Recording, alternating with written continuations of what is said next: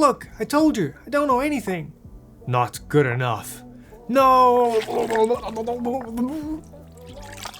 Are you going to bubble out yet? Never!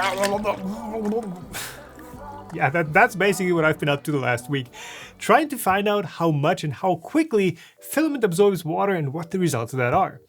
Well, there's no question that filaments like PA, nylons, as well as PVA absolutely need to be kept in a moisture-controlled storage solution. With more common stuff like PLA or PETG, it's not that clear. Sure, PETG does absorb some moisture and you'll get some extra stringing, but how bad could it be, and is PLA just generally fine to be kept out in the open? And that's some of the things that I tried to find out by exposing filaments to different grades of humidity and running some tests. And not everything went exactly as expected. But what you can definitely expect is a message from today's sponsor, OpenBuilds. OpenBuilds makes it easy to design and build stuff that moves from 3D printers over laser cutters to CNC routers.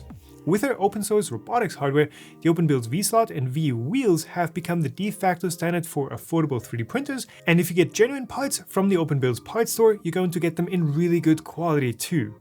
They carry everything you need from router bits over complete linear axes or whole machine kits to all the individual components if you want to spec the hardware yourself. Check out the OpenBuilds parts store and get started on your next project today. So in this video, I'll be trying to get a feel for how much there really is to filament absorbing moisture. I've got a lot of open filament up on the shelves here and there, but I tell myself that the dehumidifier will keep things in check and I shouldn't worry about it too much. But while I feel like, PLA is mostly fine and maybe gets a bit more brittle after a while, PETG does start to show just a bit more stringing than the same stuff when printed completely new. And styrene-based filaments, like ABS or ASA, I think they do smell a bit more than if they were completely dry. So that's the three things that you might start to notice with wet filaments. Changes in mechanical properties with PLA. I don't know if there's something chemical happening, but for example, parts printed with wet PETG are supposed to be less strong. What's happening here is that as the water absorbed into the filament rapidly boils off as it gets heated inside the hot end, that motion of the steam actually tears apart the polymer chains that give a plastic its strength and durability. So even though your parts might look fine, because the polymer itself would be altered, they might perform very differently than what you'd expect. That's actually a very similar reason why resin prints are often brittle. The cured parts that you print with resins have shorter polymer chains because optimizing a resin for longer chains would make the resin harder to print with. Anyway, the second thing you might see is stringing. Again, as the moisture boils off, it creates little puffs of steam, and those push the molten filament around, and in a hot end, there's really only one way out, and that is out of the nozzle. You overall just get less precise control over the filament flow. And the third thing, increased amounts of smell. And this one is hard to measure, but thankfully a couple of studies have already looked into this. What we can notice is an odor, but what we can measure is particulate emissions from a print. As the filament moisture content or the hot end temperature goes up, the emissions of fine and ultrafine particles drastically increase, easily up to a point where it's not quite healthy anymore to be in the same room with a printer. So yes, this was something that I did notice, I think, but I didn't quantify for these tests. I do have 2 particle sensors, so this might be something to look into for next time. So what exactly did I test? Well, the first question was, how can I quantify how much moisture is being absorbed and how much of a difference that makes? So the first one should be fairly easy. Grab a scale that weighs down to 10 milligrams and just weigh the filament samples fresh and after having some time to soak up some moisture. So I did that. For these tests, I'm using all Prusa parts. That is a Prusa Mark III and Prusa Slicer, which also has built-in factory-tuned profiles for the Prusa Mint that I'll be using. I could have saved a whole lot of print time by using the Voron, which is covered up by the testing jig, but with the Voron, I would have never known whether what we're seeing is my profiles doing some weird stuff or the material itself behaving in a way that is different for a dry or wet material. So I roughly measured out 15-meter long samples of Prusa Mint PLA, PETG, and ASA, enough to print my samples and then a bit extra, and they went in a couple different spots. The first set stayed right here in the studio with no enclosure or anything.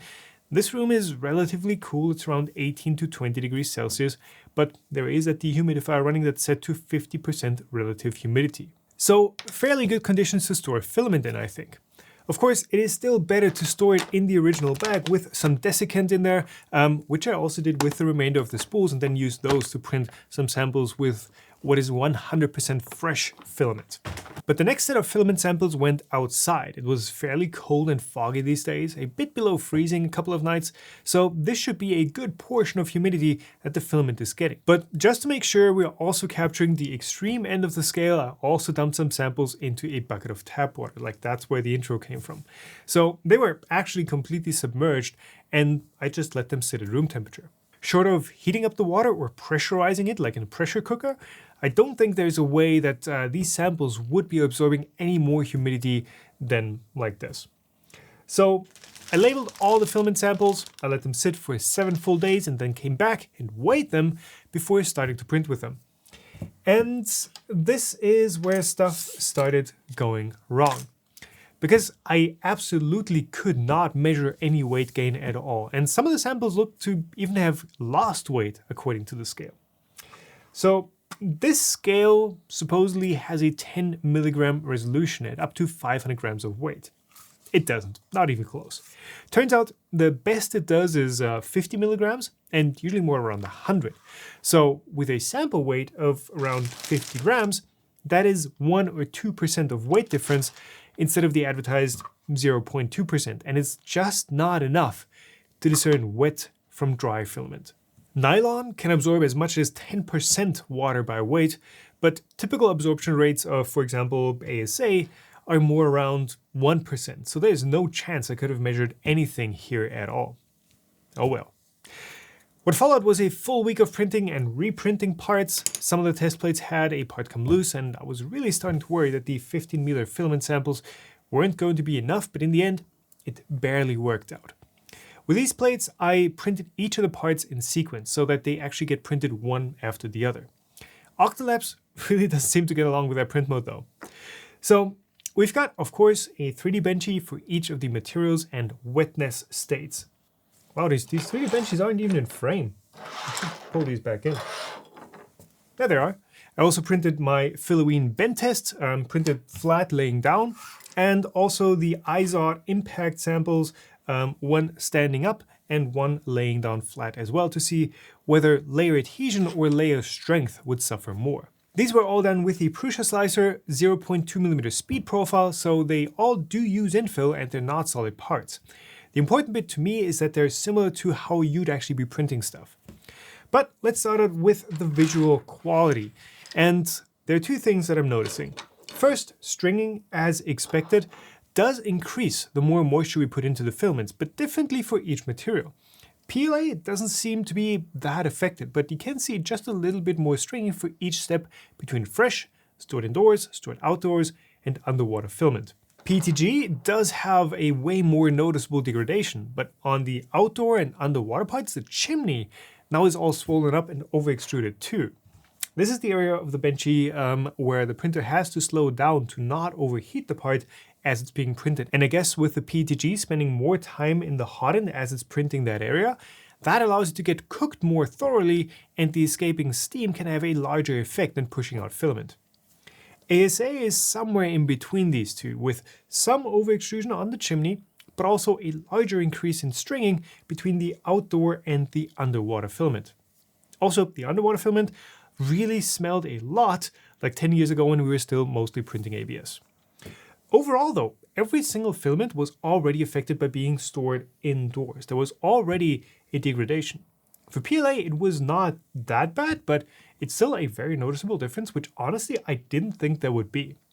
But it's there. The other thing that was noticeable was actual bubbling in the print, especially in areas like, again, the benchy's chimney, where the printer slows down.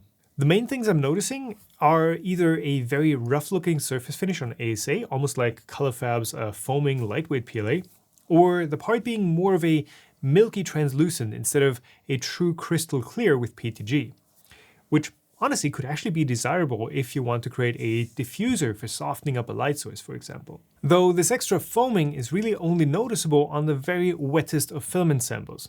So if you see this on your own prints, well, something has gone horribly wrong somewhere. So okay, optically there is a very noticeable dip in quality the wetter the filament is. But what about strength? Well, remember how I said things started going wrong? Well, this is where that continues. Because I couldn't actually measure a difference in strength either. So, you know the Filween testing sets. I've always tried to not make these look like they're actual scientifically precise tests, because frankly, I just can't provide that with reasonable effort. So there is some variance in there is some human error that can influence the results.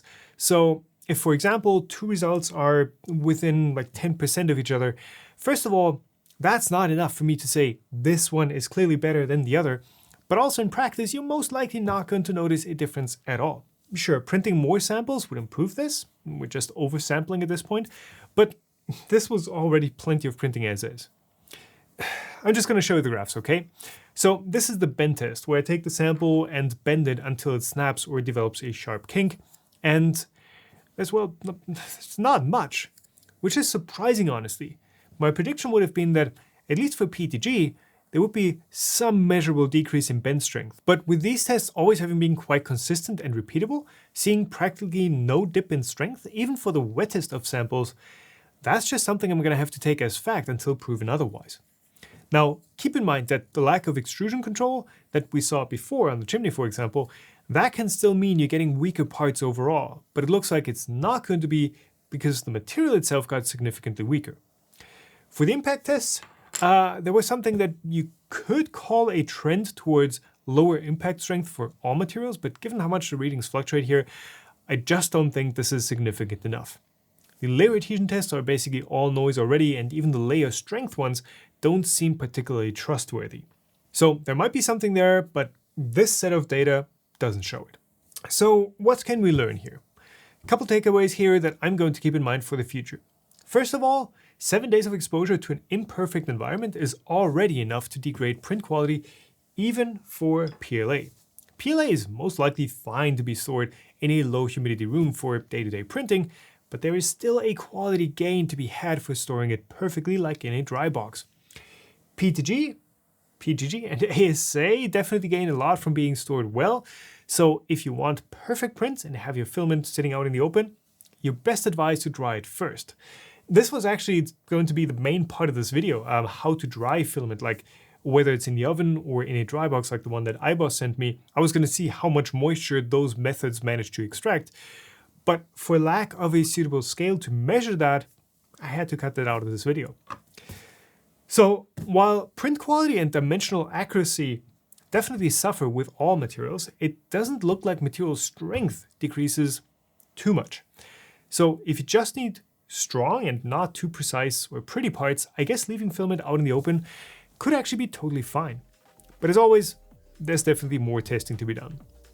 Thanks to everyone who's supporting the channel by watching, liking, subscribing, or sharing, or even directly through Patreon or YouTube memberships. Thank you. And thanks everyone for watching, keep on making, and I will see you in the next one. Bye!